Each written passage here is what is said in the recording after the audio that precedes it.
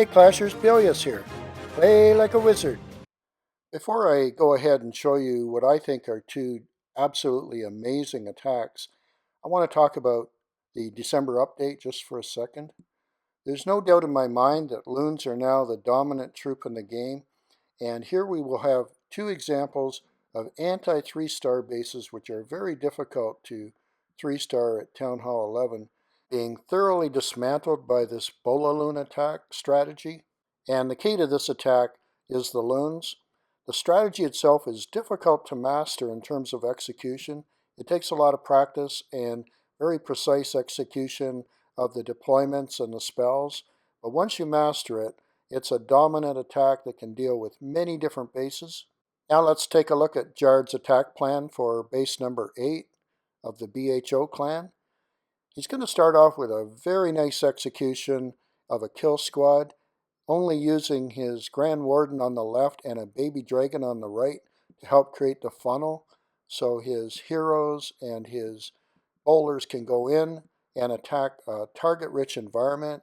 Now he's picked this side so he can deal with not just the clan castle being lured out and killed, but also the archer queen on the left. Now in that oval you can see he's going to be targeting 2 air defenses as well as 2 xbows that are pointing up. In fact, this base has all its xbows pointing up and they're max. Now the dark brown arrows as usual are the lava hounds, and they'll be going in a counterclockwise direction starting from the west. The dark blue circles are the rages, and you can see the light brown arrows indicating where the surgical loons are going to be placed to focus in on each point defense. In addition to the 4 rage, Jard is bringing 1 freeze to deal with the second infernal. And now let's go ahead and take a look at his attack. I really like how Jard is using the Grand Warden here along with a baby to create the funnel for his kill squad.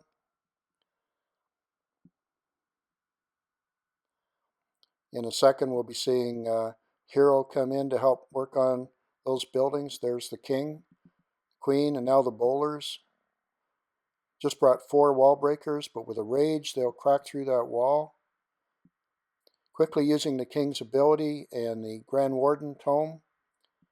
Wants to take out as much as he can here quickly. There we go with the poison. Working on the clan castle troops. The bowlers are still working away. Ideally want to be able to get those xbows and those 2 air defenses down now. 1 air defense down.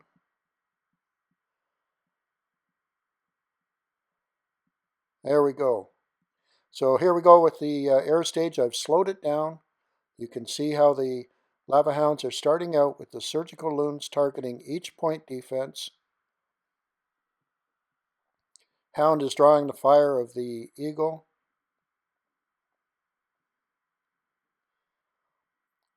Another rage.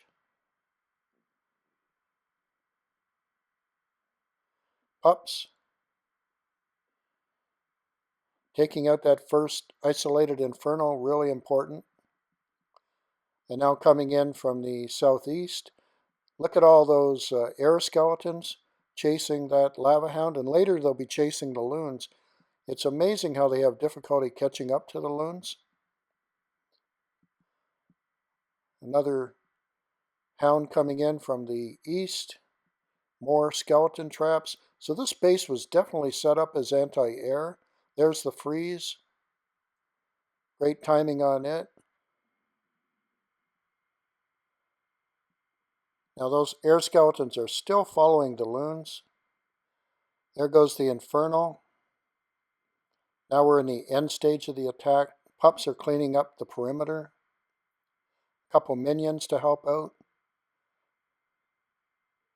So I think this is a great army comp, very versatile and very powerful against some of these anti-3-star bases, as you can see here.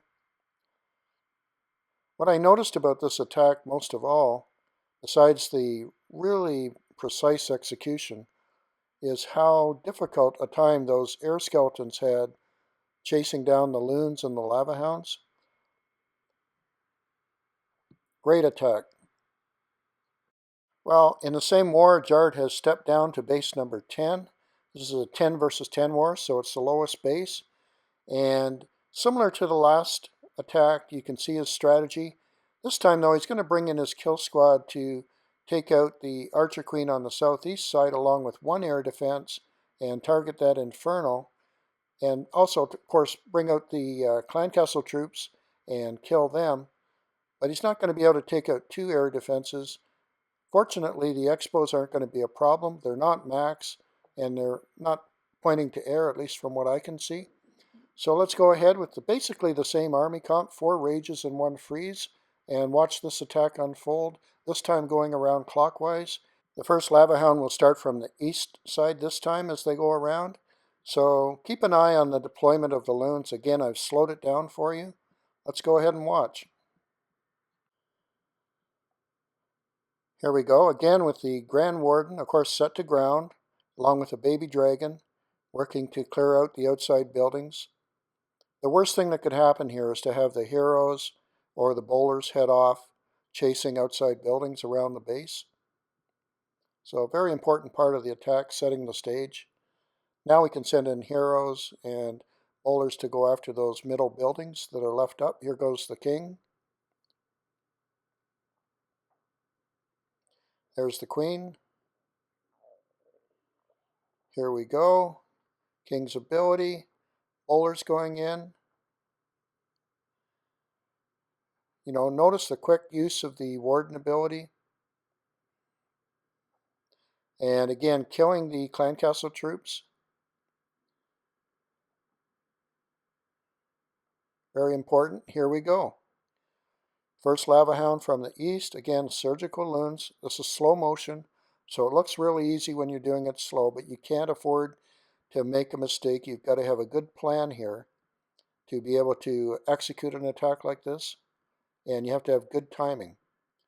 Here we go with hounds and loons coming in from the northeast, heading towards that top air defense. Rage.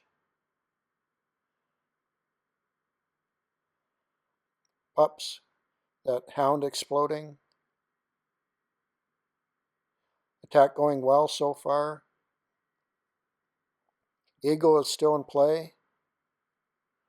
Now the freeze on that remaining inferno, along with a rage, is going to help bring the loons in towards it. Notice the bowlers are still alive. Very important troop. There we go. Now we want one more rage near that last air defense. Lots of pups exploding, helping to take out buildings. And now we're in really good shape. Time for cleanup.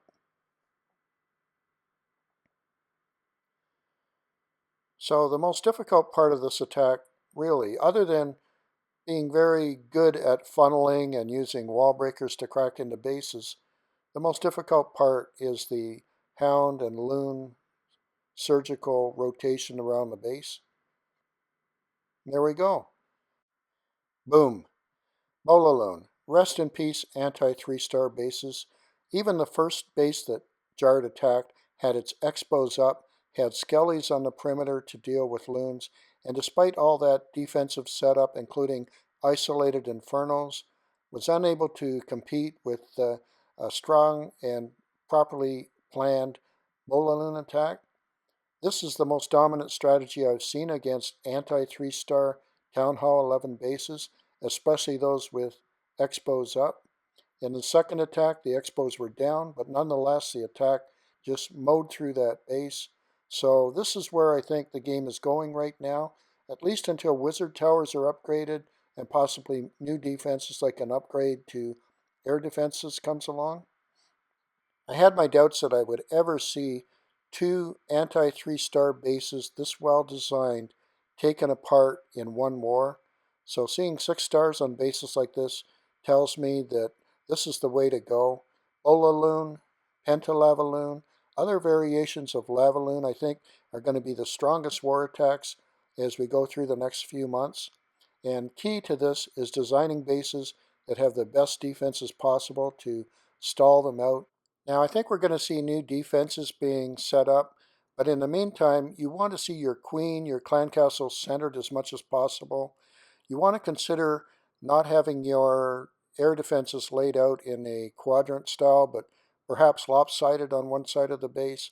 And certainly you want to start upgrading those wizard towers as soon as possible. Until next time, you can support my channel by subscribing and clicking like if you enjoyed the video.